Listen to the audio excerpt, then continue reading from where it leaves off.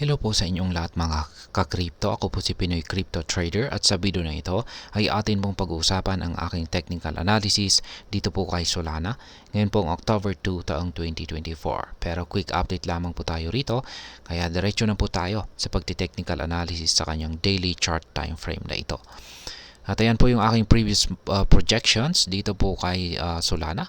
At nasabi ko po rito na kapag nabasag niya yung ating major resistance line dito ay magpapatuloy po siya sa kanyang pag-angat sa presyo.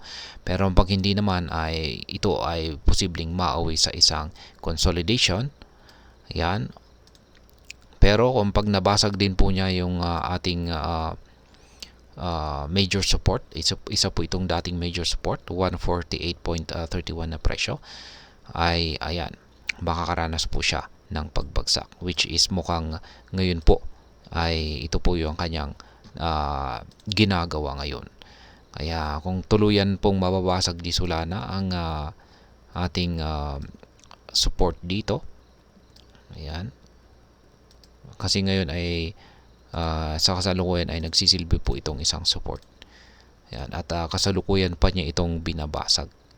Kaya ayan, kung sakaling nabasag po niya ito, ay babagsak po si Solana hanggang dito sa sunod na major support natin dito. Support zone po ito. Ayan, support zone. Kaya, ayan, adjust lamang po natin. Ayan, isa po itong support zone. At syempre, ayan, kung magpapatuloy po sa pagbagsak itong si Solana at nagawa po niyang tagusin yung ating support zone dito sa iba, sabihin natin ay nagawa niyang tagusin ito, ay syempre dito po siya magpapatuloy sa kanyang pagbagsak. Ayan, kapag nagawa niyang basagin or tagusin, ay ayan, babagsak siya hanggang dito sa sunod na support natin dito sa 127.83. ayan, at ngayon ay nandyan pa rin po yung possibility na ito ay makaranas ng consolidation. Sabihin na lang natin na dito po siya posibleng makaranas ng consolidation kasi ayan, mukhang mataas po ang posibilidad na mukhang basag na yung support natin dito sa 148. Kaya ayan, posible po siyang mauwi sa isang consolidation dito. Lalong-lalo na kung pag biglang nanghina yung ating volatility.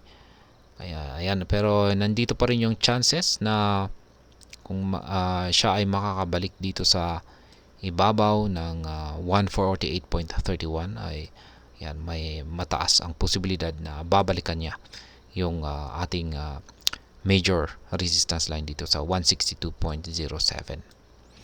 At syempre, ngayon ay yung isa po sa aking projection dito, ayusin lamang natin ito. Ayan, tapos o-ring natin dito.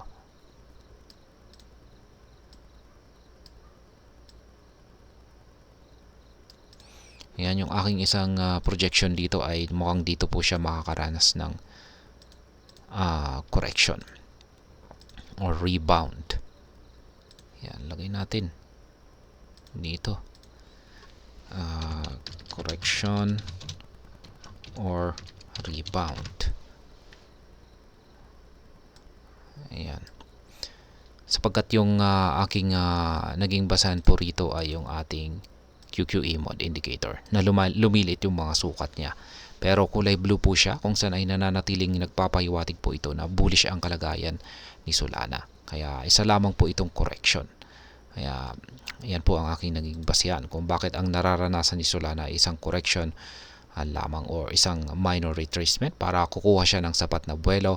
At kung pag nangyari po yan at nakakuha siya ng sapat na buwelo, ay dito na naman po siya magpapatuloy sa kanyang pag-angat sa presyo. At sa pagkakataon na ito ay medyo mas mataas ang aakyat, posibleng aakyatin ito.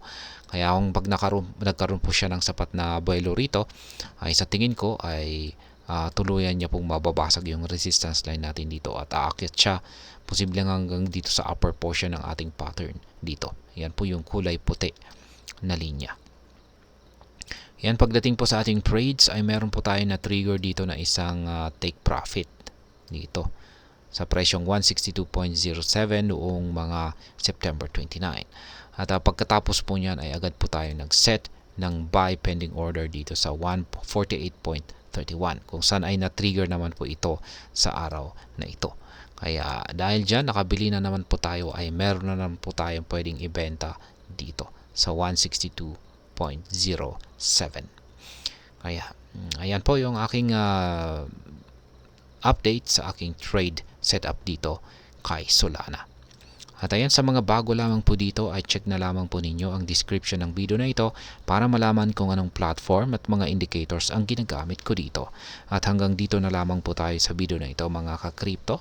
Marami pong salamat sa panonood. Ingat po tayo lagi at God bless po sa ating lahat.